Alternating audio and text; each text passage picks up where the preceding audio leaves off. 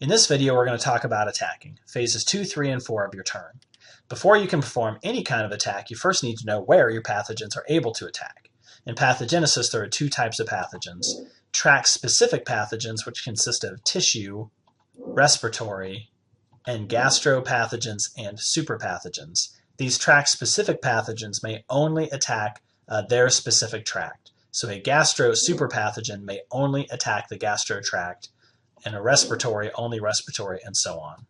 The other type is multi-point of entry pathogens, which consist of the superpathogens in the active gene pool and the opportunistic and normal flora pathogens that are in each player's starting deck. These multi-point pathogens may attack any tract of the body unless another card gives them a tract-specific ability. Next, let's just look at the pathogens that I currently have in play. Currently, I have an opportunistic pathogen in play. If this card was played by itself, it could attack any of the body tracts. However, I have attached a respiratory trait card giving it a respiratory ability. Therefore, this pathogen is now considered a respiratory pathogen and must attack the respiratory tract. I also have in play a super respiratory pathogen which can only attack respiratory. Attached to it is a toxin increasing my attack, and another trait increasing my attack. This trait also provides a sharing of defense to another respiratory pathogen. I've taken a +2 defense token and shared it to my opportunistic pathogen.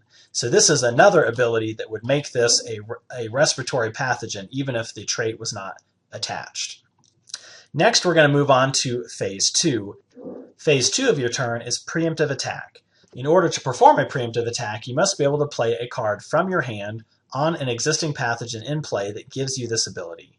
This ability is indicated by the red triangle icon in the upper left-hand corner of this card. Preemptive attack is an automatic action. If the barrier cards have already been removed, then you get to take damage counters from the body.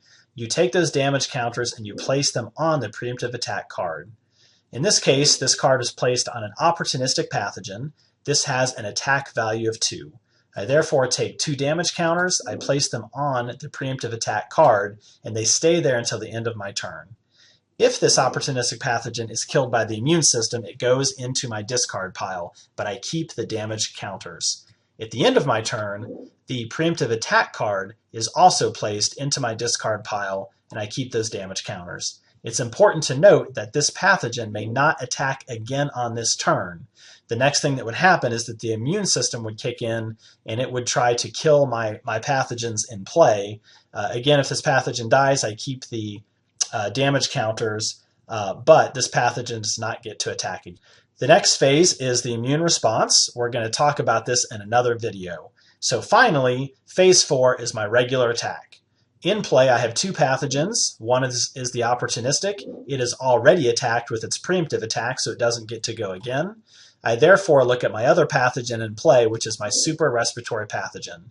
This card attacks for 2, but then I add up anything else on it. Any other tokens, traits, and toxins I will add up. So this card also has a trait card attached, giving it an additional 1 attack, and a toxin attached, giving it an additional 4. This sums up to 7. So then I have 7 damage points, which must be all levied at the respiratory tract. I therefore take 7 damage counters from the body, and that ends my attack phase.